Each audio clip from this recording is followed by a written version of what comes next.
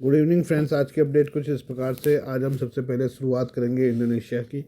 Indonesia के राष्ट्रपति Probo Subianto इस महीने के अंत में भारत की यात्रा के बाद मलेशिया जाएंगे। राष्ट्रपति सुबियांतो इस साल भारत के गणतंत्र दिवस समारोह के मुख्य अतिथि हैं। 1950 के बाद से यह चौथी बार है जब कोई इंडोनेशियाई नेता इस अवसर पर उपस्थित होगा। पहले राष्ट्रपति सुबियांतो के भारत के बाद पाकिस्तान जाने की उम्मीद थी, लेकिन मोदी सरकार की नाराजगी को देखते हुए इंडोनेशिया ने प्लान को बदल दिया है। इसे पाकिस्तान के लिए तगड़ा झटका माना जा रहा है, क्योंकि वो इंडोनेशियाई राष्ट्रपति के साथ फिर से भारत विरोधी राग अलापने की तैयारी कर रहा था। भारत गणतंत्र दिवस की हर साल किसी न किसी राष्ट्राध्यक्ष को मुख्य अतिथि के तौर पर आमंत्रित करता है। 2024 में भारत ने फ्रांस के राष्ट्रपति इमैनुअल मैक्रों को गणतंत्र दिवस के मुख्य अतिथि के रूप में बुलाया था। इससे पहले 2023 में मिस्र के राष्ट्रपति अब्देल फतेह अल सीसी गणतंत्र दिवस के मुख्य अतिथि के तौर पर पधारे थे। ऐसे में इंडोनेशियाई राष्ट्रपति प्रबोवो सुबियांतो की गणतंत्र दिवस समारोह के मुख्य अतिथि के रूप में आगमन को दोनों देशों के बीच मजबूत संबंधों से जोड़कर देखा जा रहा है। भारत और इंडोनेशिया के बीच मजबूत सांस्कृतिक ऐतिहासिक संबंध है। भारतीय प्रधानमंत्री और इंडोनेशियाई राष्ट्रपति सुबियांतो दोनों ने नवंबर में G20 ब्राज़ील शिखर सम्मेलन के दौरान मुलाकात की थी। भारत ने बुश प्रशासन के दूसरे कार्यकाल के दौरान ही नई दिल्ली आने वाले वैश्विक राजनेताओं के पाकिस्तान जाने की नीति का विरोध करना शुरू कर दिया था। इसे डी-हाइफनेशन नीति के तौर पर देखा जाता है। इसका प्रमुख उद्देश्य भारत के प्रति अमेरिकी विदेश नीति को पाकिस्तान के प्रति अपनी नीति से अलग करना था। भारत की इस नीति के तहत 1 फरवरी 2019 में सऊदी अरब के क्राउन प्रिंस मोहम्मद बिन सलमान अल सऊद ने एक महीने में अलग अलग भारत और पाकिस्तान की यात्रा की थी। इंडोनेशिया के राष्ट्रपति प्रबोवो सुबियांतो को गणतंत्र दिवस के मुख्य अतिथि के रूप में आमंत्रित करके भारत ने एक तीर से कई निशाने साधने की कोशिश की है। पहली बात यह कि इंडोनेशिया की भारत के साथ अच्छी मित्रता है। इस कारण भारत ने 1950 के बाद तीसरी बार किसी इंडोनेशियाई नेता को मुख्य अतिथि के रूप में आमंत्रित किया है। दूसरी बात यह है कि इंडोनेशिया दुनिया की सबसे बड़ी मुस्लिम आबादी वाला देश होने के साथ ही दक्षिण चीन सागर के रणनीतिक स्थान पर मौजूद है। इंडोनेशिया आसियान का प्रमुख देश है, जिससे भारत को पूर्वी एशिया में बढ़त मिल सकती है। अब हम बात करते हैं ईरान की। ईरान ने एक नए आत्मघाती ड्रोन रज़वान को पहली बार दुनिया के सामने पेश किया है। इसे Islamic revolutionary guard core IRGC के एक शोकेस के दौरान दिखाया गया है। हालांकि इसके बारे में कहा जा रहा है कि यह इजरायली ड्रोन की कॉपी हो, जो यूविजन हीरो सीरीज से काफ़ी मिलता जुलता है। इसराइल का मीडिया आउटलेट चैनल N12 शुक्रवार को ईरानी मीडिया का हवाला देते हुए जानकारी दी है। यरूशलेम पोस्ट की रिपोर्ट के अनुसार ईरानी ड्रोन रज़वान के बारे में दावा है कि इसकी रेंज 20 किलोमीटर है और यह 20 मिनट की अवधि तक उड़ान भर सकता है। सटीक हमलों के लिए अपने ऑपरेटर को लाइव वीडियो प्रसारित करता है। रिवोल्यूशनरी गार्ड के ground force commander Mohammad Pakpour ने कहा, हमारे ड्रोन ने सफल ऑपरेशन पूरे किए हैं और सिमुलेशन में हमारे ठिकानों के लिए विभिन्न खतरों को बेअसर कर दिया है। 1000 ड्रोन तैनात करने की योजना। इस ड्रोन को ईरानी रक्षा मंत्रालय के सहयोग से विकसित किया गया है। रिपोर्ट में बताया गया कि ईरानी सेना ने शुरुआत में 1000 रज़वान ड्रोन तैनात करने की योजना की घोषणा की है।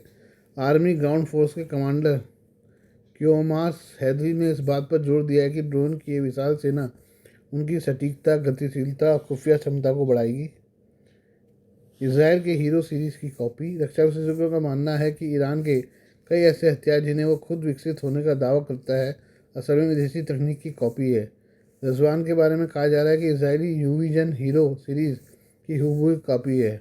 इलेक्ट्रो ऑप्टिकल इंफ्रारेड कैमरों से लैस इसराइल का hero drone real time visual देता है, जिससे ऑपरेटर उड़ान पथ को समायोजित कर सकते हैं।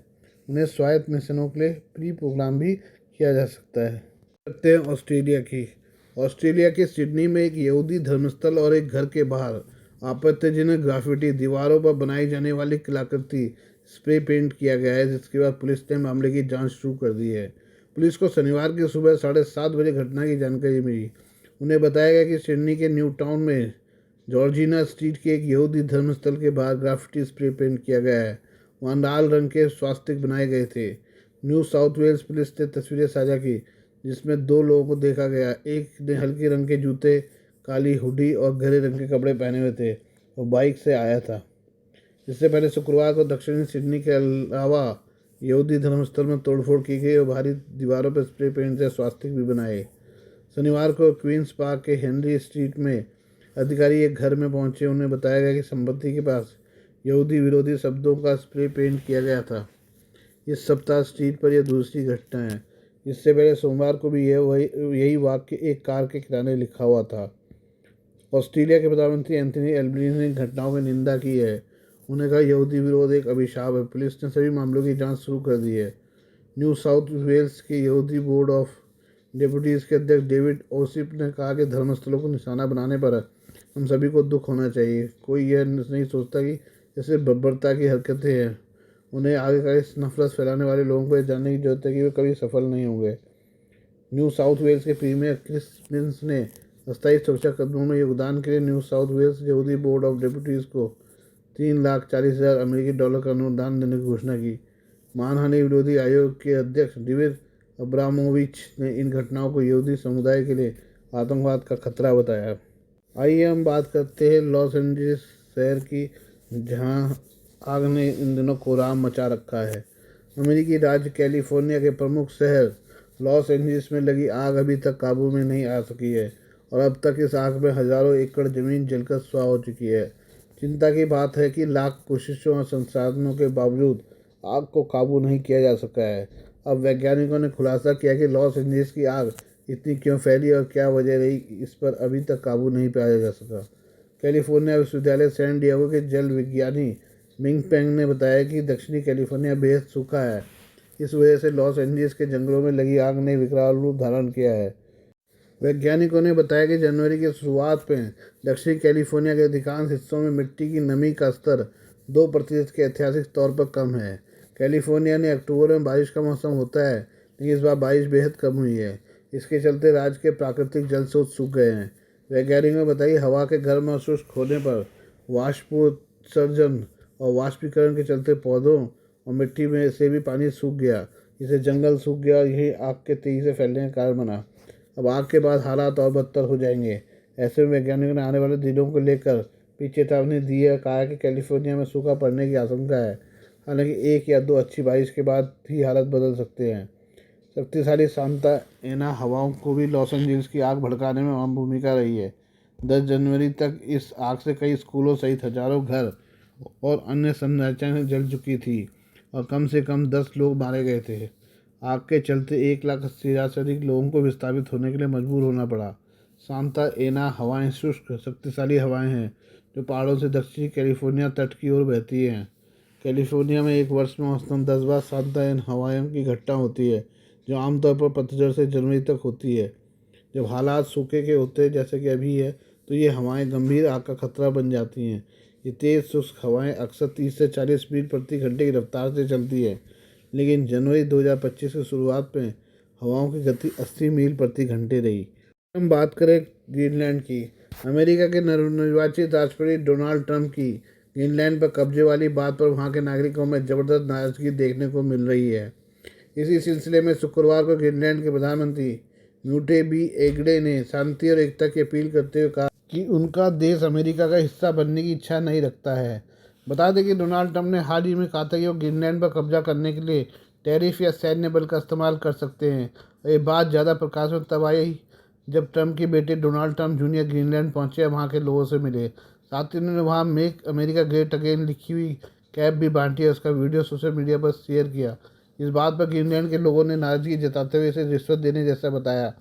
ट्रंप के देश कब्जाने वाली बात को लेकर ग्रीनलैंड के लोगों में बड़ी नाराजगी देखने को मिल रही है। जहां एक तरह ग्रीनलैंड एक छात्र ने गार्जियन को बताया कि हमारे देश को अमेरिकी नेतृत्व की जरूरत नहीं है। जब ग्रीनलैंड सरकार ने मजबूती के साथ कहा कि ग्रीनलैंड बिकाऊ नहीं है, तब मुझे थोड़ी राहत मिली।